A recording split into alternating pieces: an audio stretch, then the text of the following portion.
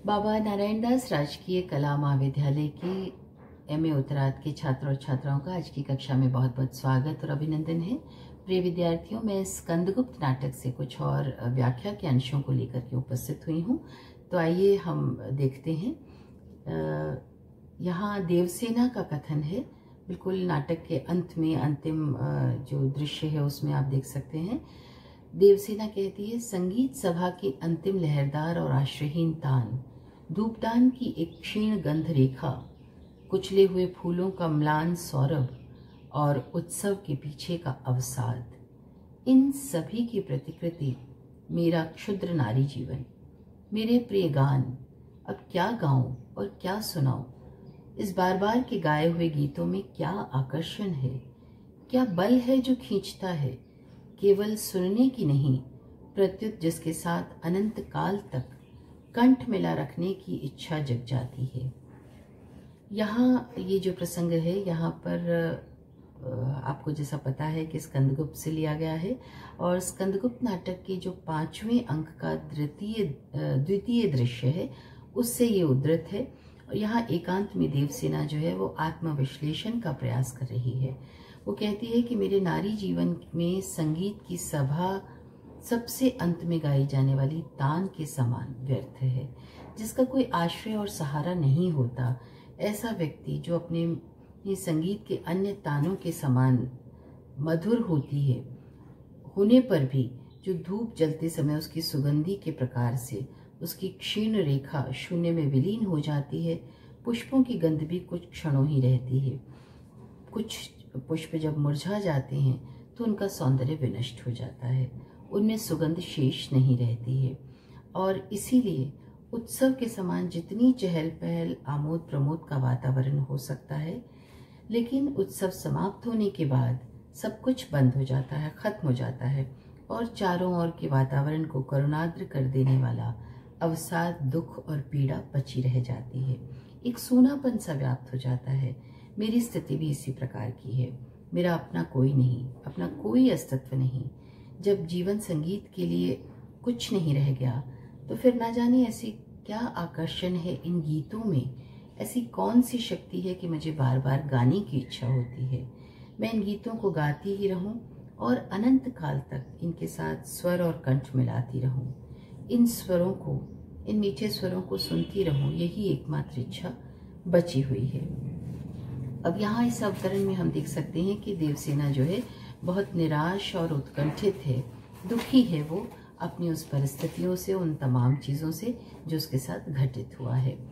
यहाँ भाषा जो है बहुत काव्यात्मक और अलंकारिक बनी हुई है। अब हम आगे देखेंगे कि अगला जो पंक्तियाँ हैं व्याख्या के लिए, स्कंदगुप्त का कथन है, परंतु इस संसार का कोई उद्देश्य है? इसी पृथ्वी को स्वर्ग होना है, इसी पर देवताओं का निवास होगा। विश्व नियंता का ऐसा ही उपदेश मुझे विदित होता है, फिर उसकी इच्छा क्यों न पूर्ण करूं विजया? मैं कुछ नहीं हूं, मैं तो उसका अस्त्र हूं, परमात्मा का अमोघ अस्त्र हूं। मुझे उसके संकेत पर केवल अत्याचारियों के प्रति प्रेरित होना है। किसी से मेरी शत्रुता नहीं, क्योंकि मेरी निज की कोई इच्छा या अभिलाषा भी नहीं है। देशव्यापी हलचल के भीतर कोई शक्ति कार्य कर रही है। पवित्र प्राकृतिक नियम अपनी रक्षा करने में स्वयं सन्नद्ध हैं। मैं उसी ब्रह्मचक्र का एक, और यहाँ उसका वाक्य अधूरा छोड़ दिया जाता है। यहाँ पर ये जो ओजस्वी कथन है ये प्रसाद जी के स्कंदगुप्त से, वही अंतिम और 5वें अंक के द्वितीय दृश्य से लिया गया है। स्कंदगुप्त और विजया का वार्तालाप है, जहाँ पर विजया स्कंद से शेष जीवन उसके साथ आनंद से व्यतीत करने का आग्रह करती है। तो स्कंद दोनों अवस्थाओं का स्मरण करके कहता है कि जब विजया ये कहती है कि कोई दुख भोगने के लिए है, कोई सुख भोगने के लिए, फिर सबका बोझा अपने सिर पर लाद कर क्यों व्यस्त होते हो? तो उसके उत्तर में स्कंद अपने जीवन की वास्तविकताओं और अपने उद्देश्य को प्रकट करते हुए कहता है कि इस विश्व का निर्माण किसी न किसी विशेष प्रयोजन के लिए किया गया है और ईश्वर ने इस पृथ्वी में वास्तव में सुख और आनंद की खान यानी स्वर्ग जो पृथ्वी को बनाया है, जिसमें देवता स्वरूप अच्छे व्यक्तियों का निवास होगा। मुझे ऐसा आभास होता है कि इस विश्व के नियंता का उद्देश्य यही होगा। यदि इस पृथ्वी के विषय में यही मत है ईश्वर का, तो फिर मैं क्यों ना उसे पूरा करूं। यानी हम सब तो ईश्वर की इच्छा पूर्ण करने के लिए आए हैं। यानी विश्व नियंता का जब मैं अस्त्र हूं तो उसके प्रयोजन को पूरा करने का मुझे पूरा प्रयास भी करना चाहिए। जन्मभूमि पर इस समय आक्रमणकारियों ने धावा बोला है, तो मेरा कर्तव्य सिर्फ और सिर्फ यही है कि मैं देश की रक्षा के लिए उस आम जनता को अत्याचारों से मुक्ति दिलाने के लिए प्रयास करूं। विश्व नियंता का मेरे लिए संकेत भी यही है कि देश की रक्षा करूं, और व्यक्तिगत रूप से मेरी ना तो किसी से शत्रुता है और ना मित्रता है, इसलिए मेरी कोई अपनी स्वार्थी कामना भी नहीं है। संपूर्ण देश के अंदर एक अदृष्ट शक्ति कार्य कर रही है और जो प्रकृति के शाश्वत नियमों की रक्षा के लिए इस कार्य में संलग्न है। मैं भी उसी शक्ति का एक कण मात्र हूँ। मेरा पवित्र कर्तव्य है कि उसका संकेत पाकर के अपने जीवन की वास्तविक दिशा और मार्ग को मैं निर्धारित करूं और उसी पर चल करके मैं अपने ईश्वर के इस संकेत को परिपूर्ण करूं। यहाँ जो नाटककार ने एक नियतिवादी प्रवृत्ति का विश्लेषण किया है और यहाँ स्कंद के चरित्र पर भी प्रकाश डाला गया है कि वो कैसे अपने दुख और कष्टों या स्वार्थ को परे रख करके देश सेवा करते हैं और दीन दुखियों के लिए समर्पित हैं। इसके अलावा अंग्रेज़ों से देश की रक्षा करने की जो बात है वो भी यहाँ संकेतित होती है। स्कंद के हृदय की वेदना का भी यहाँ पर हमें कहना चाहिए संकेत प्राप्त हो जाता है। भाषा बेहद प्रांजल है, प्रवाहपूर्ण है, मोहक है, आकर्षक है और एक सरसतापूर्ण वातावरण का निर्माण करती है। तो अगली पंक्ति के पंक्तियां हम देखेंगे। रहने दो ये थोता ज्ञान, प्रियतम ये भरा हुआ यौवन और प्रेमी हृदय विलास के उपकरणों से संतुष्ट है। उन्मुक्त आकाश के नील नीरद मंडल में दो बिजलियों के समान क्रीड़ा करते करते हम लोग तिरोहित हो जाएं और उस क्रीड़ा में तीव्र आलोक हो जो हम लोगों के विलीन हो जाने पर भी जगत की आंखों को थोड़े काल के लिए बंद कर दे। स्वर्ग की कल्पित अप्सराएं और इस लोक के अनंत पुण्य के भागी जीव भी जिस सुख को देखकर आश्चर्यचकित हों, वही मादक सुख, घोर आनंद, विराट विनोद हम लोगों का आलिंगन करके धन्य हो जाए। अब ये जो पंक्ति है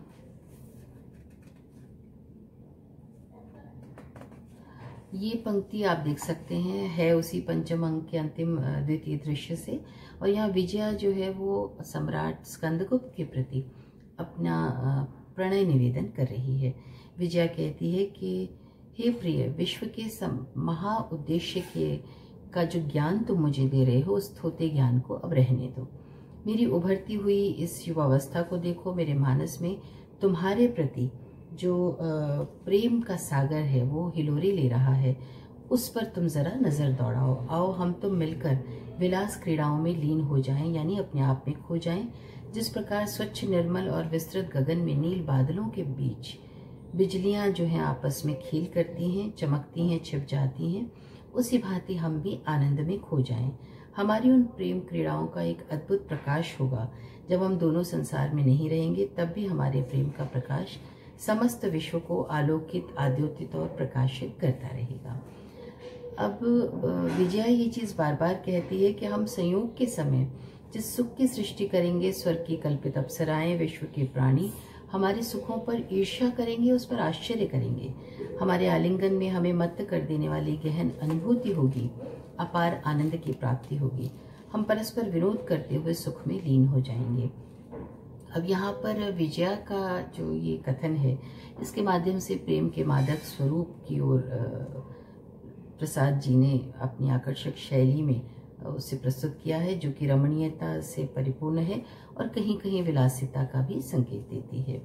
यहाँ विजया की जो कामुक प्रवृत्ति है वो उसके भी दर्शन हो जाते हैं और भाषा हमेशा की तरह काव्यात्मक और भावपूर्ण और अलंकारों से परिपूर्ण है।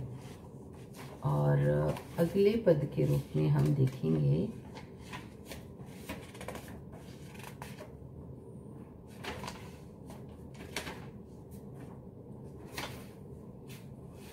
बिल्कुल नाटक के अंत में है देवसेना का कथन, कष्ट हृदय की कसौटी है तपस्या, अग्नि है सम्राट, यदि इतना भी न कर सको तो क्या।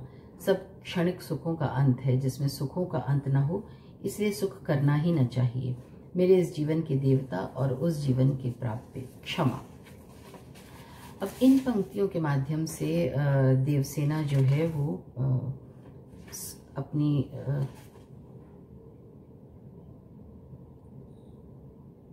देवसेना जो है वो अपना प्रेम व्यक्त करती है और स्कंदगुप्त को कहती है कि सम्राट, कोई सुख जो है वो अंत तक हमें साथ नहीं देता है, इसलिए जब सब कुछ क्षणिक है, क्षणभंगुर है, तो ऐसे में हृदय को कष्ट और तपस्या की साधना तो हमें करनी ही होगी और उसी कसौटी पर तप करके प्रेम की साधना पूरी हो जाती है।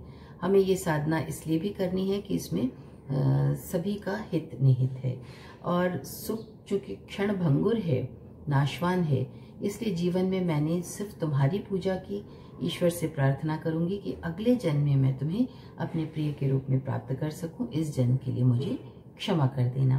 तो यहाँ देवसेना का विवश हृदय जो है वो संपूर्ण करुणा के साथ में उपस्थित हुआ है और वो अपने प्रिय के प्रति समर्पित तो है, लेकिन साथ ही साथ वो अपनी उस कहना चाहिए कि विवशताओं के वशीभूत होकर के उससे क्षमा प्रार्थना करती है। और यहाँ पर हम देख सकते हैं कि इस कोमल नारी पात्र ने अपनी कोमलता को भी व्यक्त किया है और अपनी चट्टान से अडिग प्रेम को भी यहाँ पर प्रदर्शित करती हैं। तो इसी के साथ आज की कक्षा यहीं समाप्त होती है। नमस्कार।